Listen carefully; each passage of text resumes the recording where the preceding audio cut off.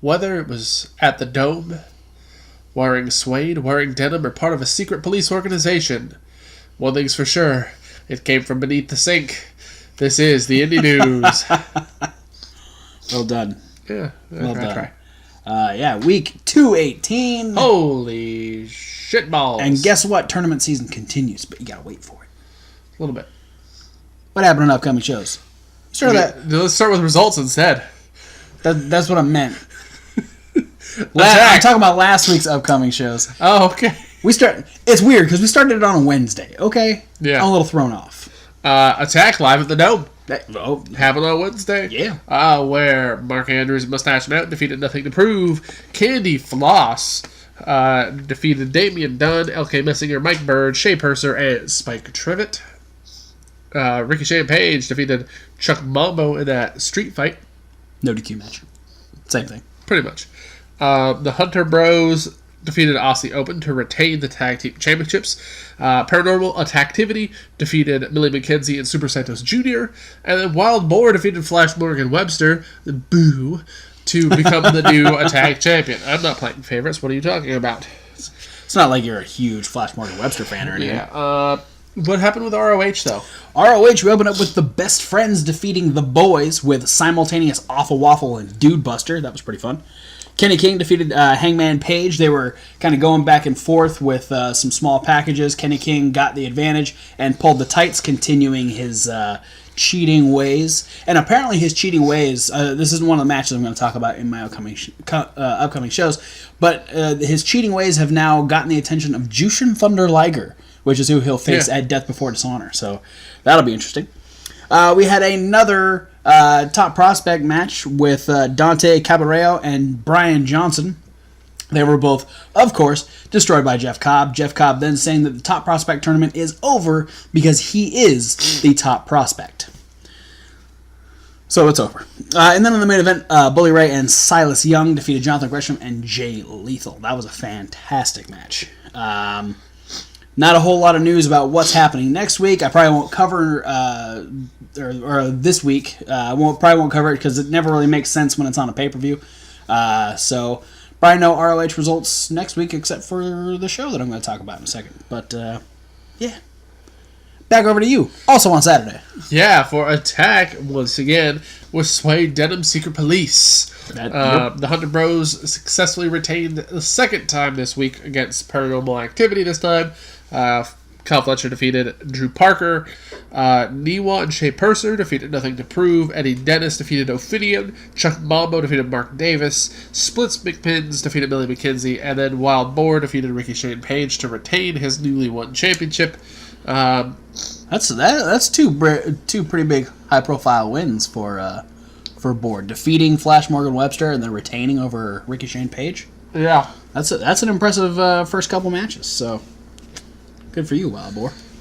And then Chikara gave us It Came From Beneath the Sink, where the Regime defeated Hype Rockwell, Oleg the Usurper, and the Proletariat Boar Moldova. Cajun Crawdad defeated Jawbreaker something. Jose, Josu, Sway. Jawbreaker Jerry. Jawbreaker J. Alright. Volgar and Calix from the Proteus Wheel defeated Fire and Thief Head of the Colony. Mick Moretti defeated Roy Gulak, obtaining his third point. Congratulations, Miss Moretti. Lucas Calhoun, Jeremy Leary, and Lance Babish defeated the Nouveau Aesthetic. The Whisper defeated Boomer Hatfield. This match again. Quackenbush, Barksdale, Solo Gnarly, and Green Ant defeated Murloc, Sonny DeFarge, Hollow Wicked, and Frantic. It's a terrifying heel team. I can't. And Sonny DeFarge. At least it's the bigger of the two guys from their team. Yeah, he's still neither member of Crumbles and DeFarge are a scary looking person. The other three people on that team, granted they're all wearing masks, but they're all terrifying looking people. Yeah. And in the main event, in place of Grand Champion Mr. Touchdown, Dasher Hatfield successfully defended the Grand Championship against Travis Huckabee. Congratulations. But he's got a Mick Moretti right around the corner waiting to go. Oh, shit. Can he go from the baby Akuma, Grand Atuma, to the Australian version of Count Olaf / Waluigi. We shall find out. Possibly. Mick Moretti's a lot bigger than Travis Huckabee. Yes, he is. But still just as talented. Oh, easily. All right, we got. He does a funny bouncing on his head move. I haven't seen that one yet. You showed me that one match from Trios. We got to watch more of that. So we've got some news. Do we want to go bad news first or good news first? Let's get the bad news out of the way. All right. We had quite the rash of injuries happen in the Indies most recently. Not a sponsor. But you could be. Britt Baker is out for a couple weeks due to a shoulder injury. Luckily, she's got that dentist thing that she can fall back on. Jordan Grace sprained her ankle in her Powerbomb.tv championship match against Tracy Williams at Nova Pro Wrestling. She's planning on only resting for about the next week or so because apparently she's got a lot of stuff planned for October. So she's been on crutches for a couple days, but she plans on working through it.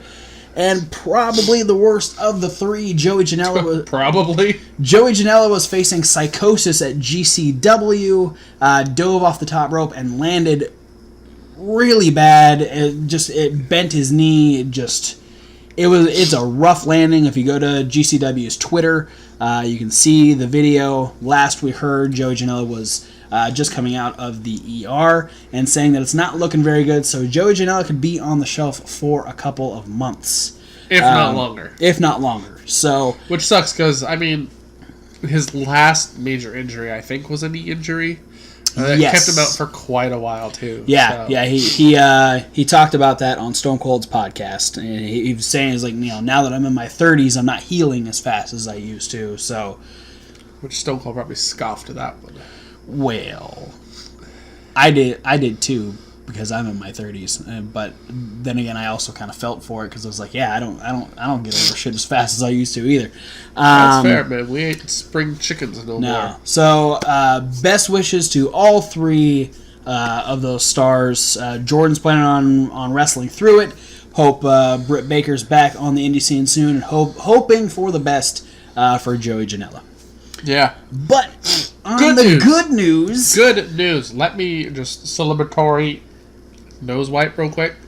And this actually wasn't even supposed to be announced yet. Somebody leaked the information. Yeah, so they had to kind of jump on it the quickest possible. Shimmer announced their streaming service, which is something that the seeds go back a few years already. Really? Because, I guess I have a personal story that ties into this. Go for it.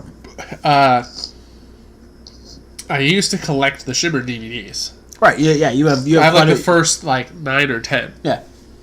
Maybe -1 somewhere in the middle there. But essentially, by the time I'd stopped collecting it, then I wanted to go back and start collecting them again. But they take them out of circulation after so long. Right, I remember this. And so I emailed them saying, hey, I want to purchase some of these older events. Is there any way to get a hold of them aside from paying way over market value on Amazon? Right. Because there are people who sell them on Amazon, but they want $50 or $60 a pop. And probably the same thing on eBay. Yeah. And I was answered by Dave Prazak, right, who talked about potentially either they wanted to re-release older shows as sets, or potentially start a streaming service. I remember when you told me you got that email. Yeah. So the streaming service has come to fruition. Yeah, it is streamshimmer.com. $9.99 a month, and you get the first 60 plus shows. Yeah, I believe the first 61 are up, and they've got a little over 30 more to go from that point. We actually have Shimmer as an upcoming show here pretty soon. Yeah, middle of October they'll be doing their next 4 tapings. So if you want to watch some ladies wrestling, $9.99 a month. It's really cool because going back to their old shows, like their oldest ones, you get to see a lot of people that you see weekly on WWE. Or prior to now, because I mean, like, you're gonna see a lot of like Natalia, a lot of Becky Lynch, some of Paige, all these people, Beth Phoenix, Bailey. Yeah, before they made it to the big time. Yeah, I didn't even realize. Like, I didn't even realize that Bailey had been in Shimmer until I was like, I recognize that name, and then they showed some of the stuff on one of the mini, whatever documentary it was on the network, and I was like, holy shit! I didn't realize that Bailey had been in Shimmer before. Yep. So, yeah, very cool. So yeah, support indie wrestling, support streaming services, and a lot of the people that have been in the Mae Young Classic last year and this year. Yes, absolutely. But with that being said, it's time for upcoming shows, where we have 6. We each have 3 upcoming shows. I think that's the first time this has ever happened, actually. Yeah, you usually have way more than me, but I'm right on there with you. So go ahead and kick off Friday for us. All right, AAW's Jim Lynam Memorial Tournament Night 1 coming to you from the Logan Square Auditorium. Get your tickets now. Link down below. Yeah. AAWrestling.com/ticket. Is that what it is? /tickets? I think so. Just click the AAW link. You'll get there. That's why we put it on there. First round, stacked. A lot of people. Yeah. Like Rich Swann versus Trevor Lee, Sammy Guevara versus Trent McHale, DJZ versus Ace Romero, Moose versus Sammy Callahan, AR Fox versus Myron Reed, Jimmy Jacobs versus Darby Allin, ACH versus MJF, and Phoenix versus Shane Strickland. There's only like 2 or 3 of those guys that you don't see on TV weekly. Yeah, I was thinking about it, I was like, even Sammy Guevara just recently showed up in Lucha Underground. So yeah, they're most of those people are on TV regularly, whether it's Lucha Underground or Impact, one of the two. Yeah, it's a stacked. And then we have 2 title matches on the same night. Yeah, because non-tournament matches, we're going to have wrestling, David Starr and Eddie Kingston defending against Something Stallion, and then Brody King defends the AAW Championship against Penta El Cerro Miedo. Yes. Then, also on Friday, September 28th, in Las Vegas, we have Ring of Honor's Death Before Dishonor. There is a lot of matches, a lot of really cool matches. I talked about the Liger versus King match earlier, but we've got title matches.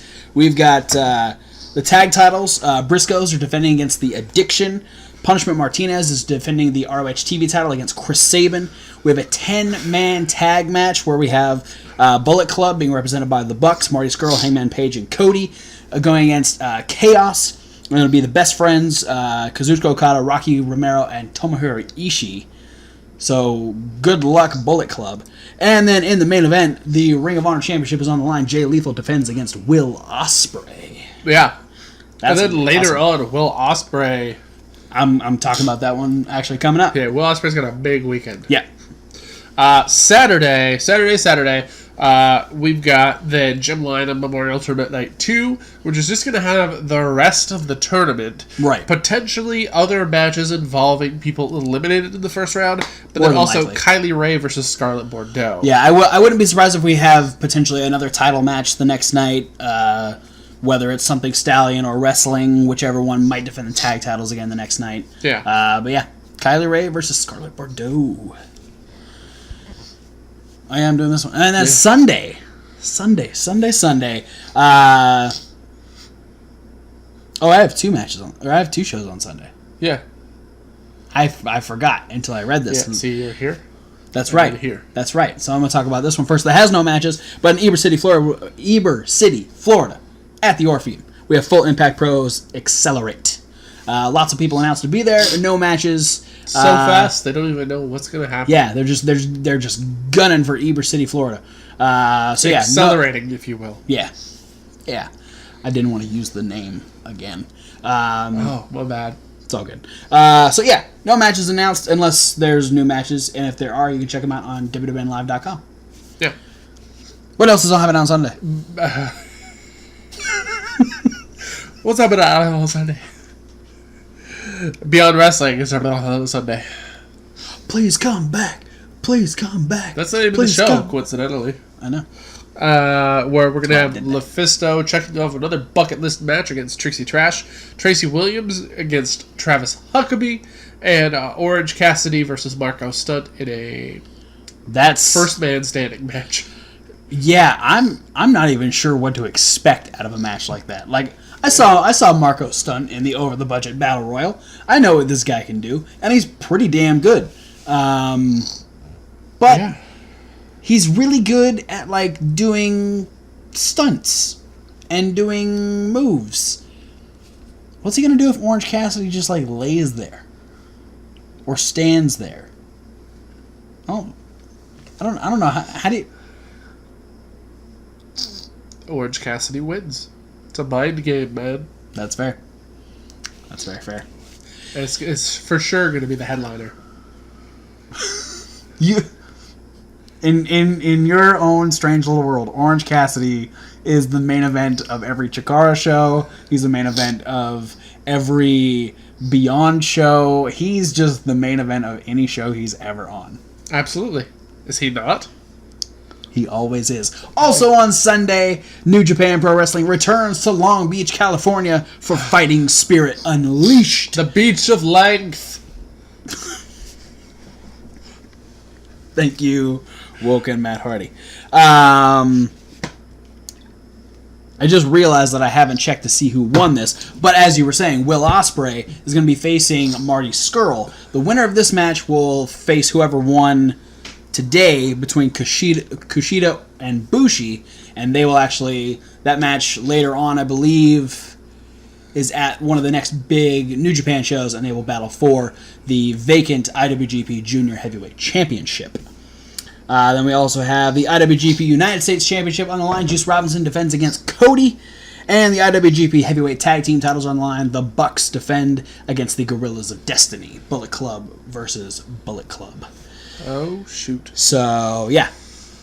Those are the only 3 matches announced so far. The fact that, don't even know if Kenny's fighting at all. We don't know if... Kenny's going to be making a rare indie appearance soon. Is he really? Yeah. Where's he going to be at? Somewhere in New York, I think. I don't remember. Interesting. As him making an appearance outside of New Japan is just not frequent. Yeah. And so it's going to be kind of a big deal, I think. Very cool. He doesn't like maybe 3 or 4 times a year. That's not New Japan or Ring of Honor. Yeah. It's very rare because he's a big fucking deal in Japan. He's very popular in Japan. Big in Japan, so they say. Yeah.